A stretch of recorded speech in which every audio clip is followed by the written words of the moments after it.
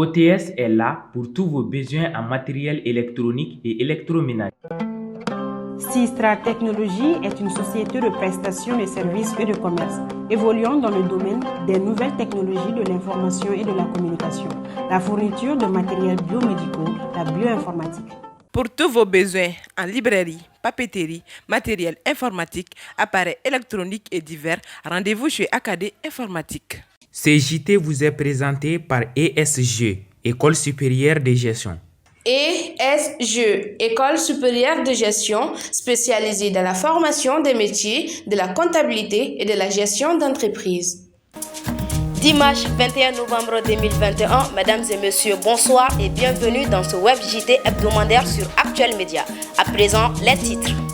La population de Rimadio a été honorée en suivant l'inauguration d'un échangeur ralliant le quartier au centre-ville.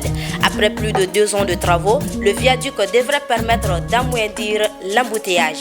Trouvez les détails dans ce journal.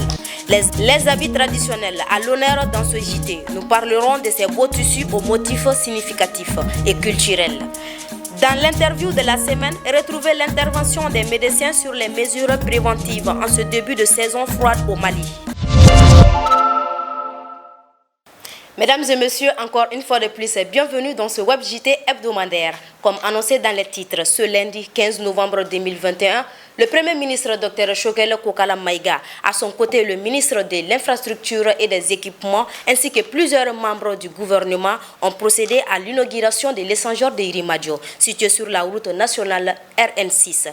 Un joyau architectural réalisé à plus de 40 milliards de francs CFA pour répondre aux besoins de la population. Kassim Diabaté pour le reportage.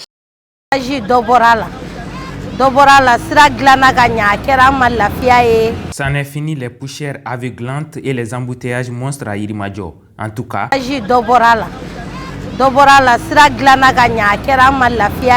c'en est fini les poussières aveuglantes et les embouteillages monstres à Irimadio. En tout cas, théoriquement.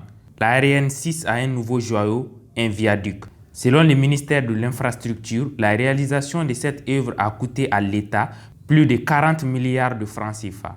L'objectif est de réduire les bouchons dans le secteur pour le plus grand bien de la population. De presque 200 mètres de longueur, avec presque 15 mètres de largeur, et avec 2 fois 2 voies en double sens. Donc sens Tour d'Afrique Irimadio, vous avez 2 voies. Sens Irimadio Tour d'Afrique, vous avez 2 voies aussi. Et ça c'est ceux qui vont passer au-dessus, ceux qui vont tout droit.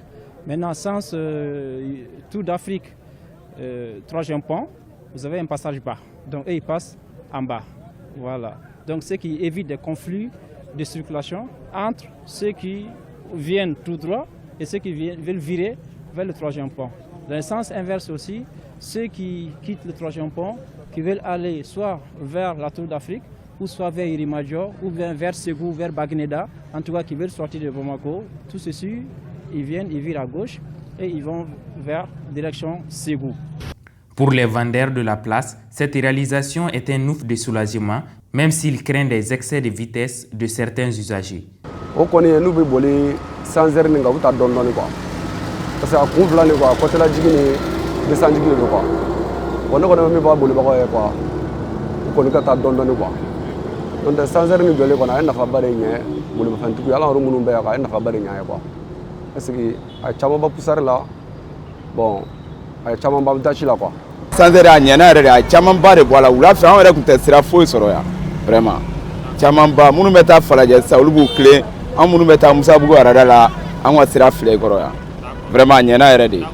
convient de rappeler pour son importance que la première brique de cet échangeur a été placée il y a 2 ans. Cette réalisation sera-t-elle une meilleure solution au problème d'embouteillage de l'axe Irimadio?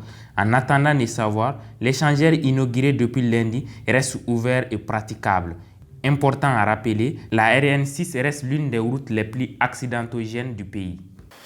Des couleurs naturelles et des motifs ethniques, le Borlan est un tissu symbolique de l'identité culturelle malienne, fièrement porté ces dernières années par des hommes et femmes durant les grandes cérémonies. Pour plus de détails, suivons ce tellement de Fatoumata Drami.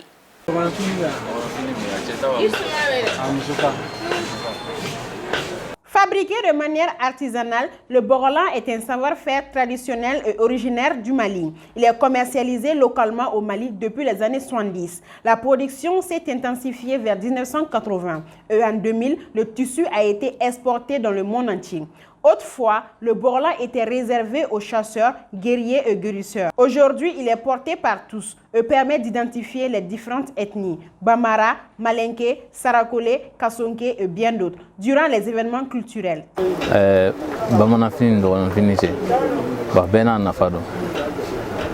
n'y a aucune différence entre les tenues traditionnelles Peul et Dogon.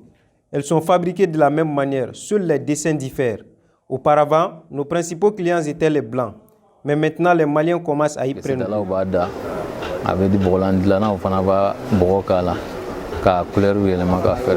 Pour valoriser son ethnie, beaucoup sollicitent les habits traditionnels. Ce vendeur nous affirme que d'autres voient les prix inabordables.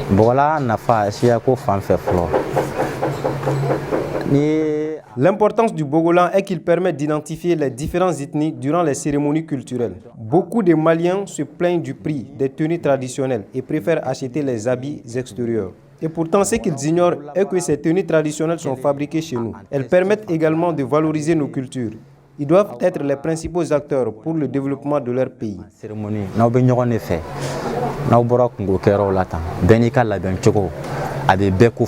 Les Peuls sont une ethnie dispersée dans le Sahel de l'ouest à l'est. Ils font partie de ceux qui valorisent le plus les habits traditionnels. Les tenues traditionnelles Peuls, il y a 3 modèles. Il y a le blanc, il y a le noir, il y a le gris. Les tenues traditionnelles, là, c'est toujours, les fêtes, là, c'est des modèles différents.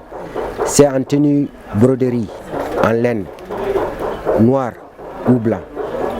Donc, ils font les couvertures, mélanger laine et coton, ils mettent ça sur l'épaule pour faire le grandeur avec leur chapeau. Le borolan, tissu issu de notre production cotonnière, est aujourd'hui mis en vogue durant les cérémonies de mariage par certains couples. Les gens commencent à faire usage du bogolan pour les uniformes de mariage. Les mariés l'utilisent également pour leurs robes de mariée. Les habits traditionnels, à travers leurs couleurs flamboyantes, attirantes et originales, permettent non seulement d'identifier les différentes ethnies, ils comptent également parmi les valeurs ancestrales de notre pays, beau dans sa diversité. Les catholiques du Mali sont à Kita pour le 50e pèlerinage national qui se déroulera du 20 au 22 novembre. Le thème de cette année est « Avec Marie », tous unis pour un Mali fraternel, et Sékou est la région à l'honneur. Plus de détails dans ce récit de Aminata Y. Koulibaly.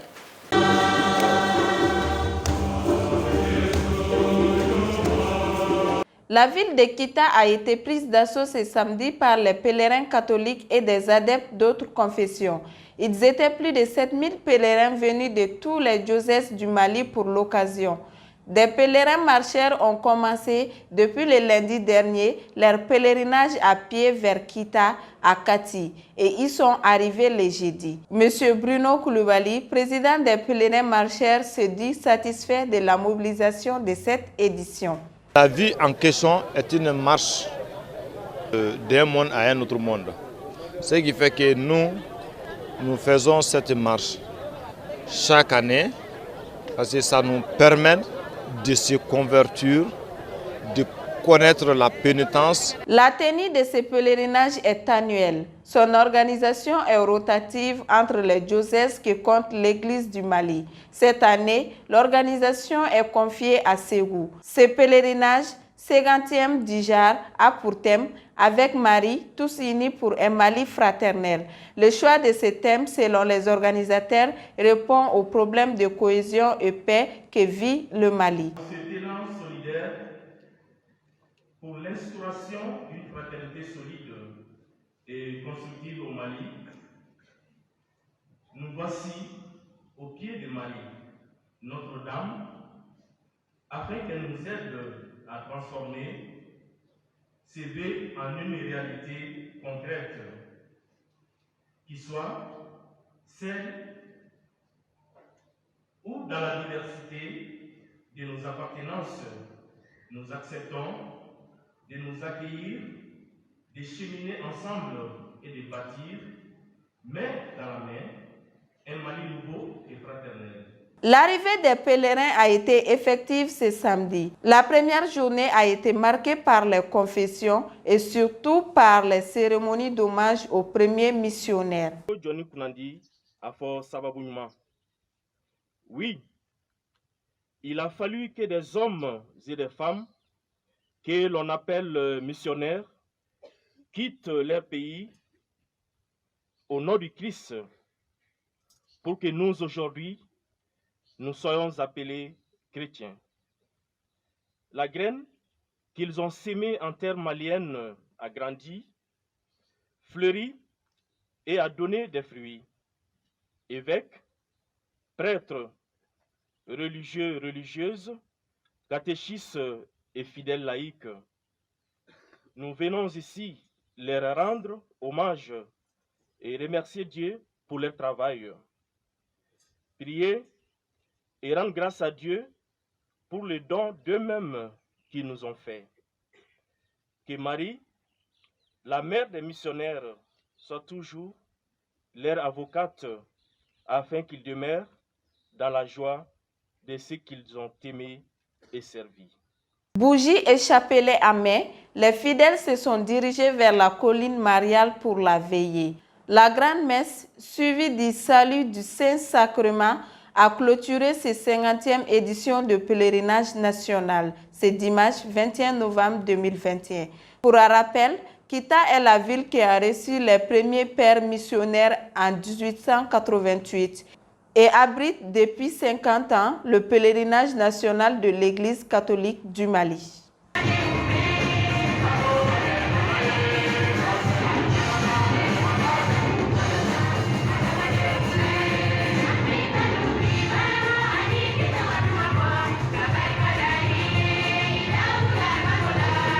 Comme chaque année, le passage de la saison froide se fait sentir dans le changement de comportement et d'habillement de beaucoup d'entre nous. C'est aussi une saison dans laquelle beaucoup de maladies font surface. Pour plus d'explications, écoutons Dr Diara Aboubakar de Clinique Laïdou. Il est au micro de Aïssata Diakiti. En ce qui concerne ce changement de température, les maladies les plus fréquentes en général, c'est les maladies respiratoires. Les maladies respiratoires, à savoir cette période-là, la toux, le rhume, l'asthme aussi, les cas de pneumonie et surtout la tuberculose aussi. À savoir la toux, le rhume, ça peut attraper tout le monde. Les cas de pneumonie aussi, ça peut attraper tout le monde, même la tuberculose. Même la tuberculose, à part l'asthme qui est une maladie héréditaire. En général, l'asthme, là, ça se détecte en général depuis l'enfance. Depuis l'enfance, c'est une maladie héréditaire. On attrape ça en général, ça s'est découvert en général depuis l'enfance. D'accord. Les mesures de prévention il faut savoir la protection des voies aériennes.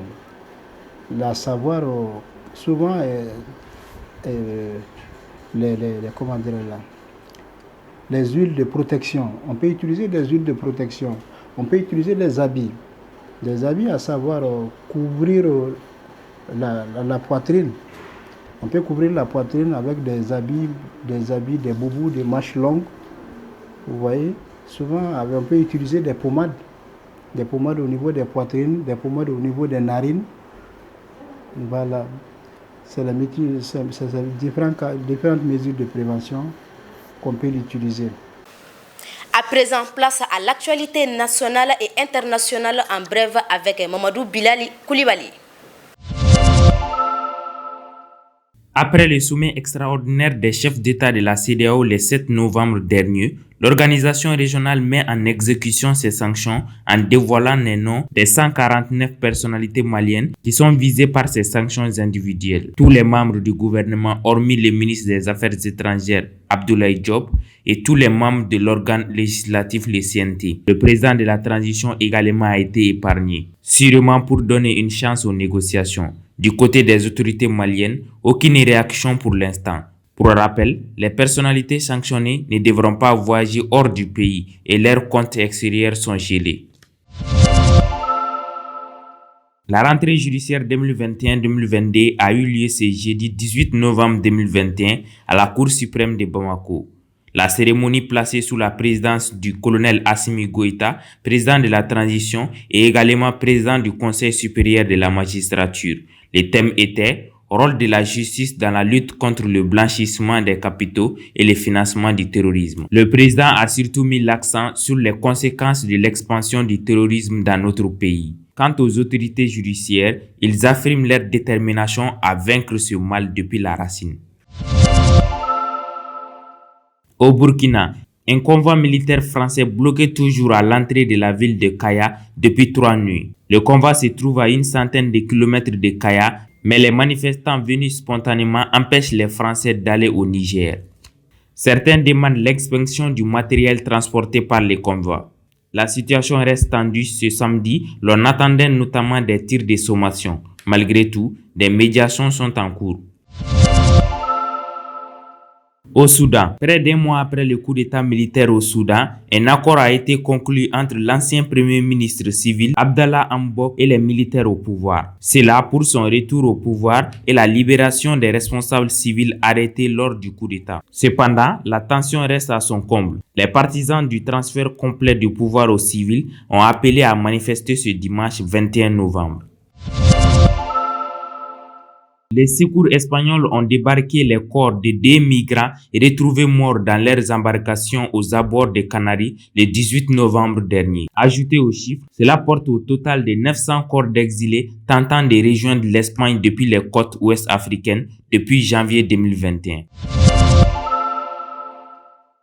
Ainsi prend fin ce web JT hebdomadaire. Mesdames et messieurs, merci à vous de l'avoir suivi. Très bonne suite de programmes sur Actuel Média.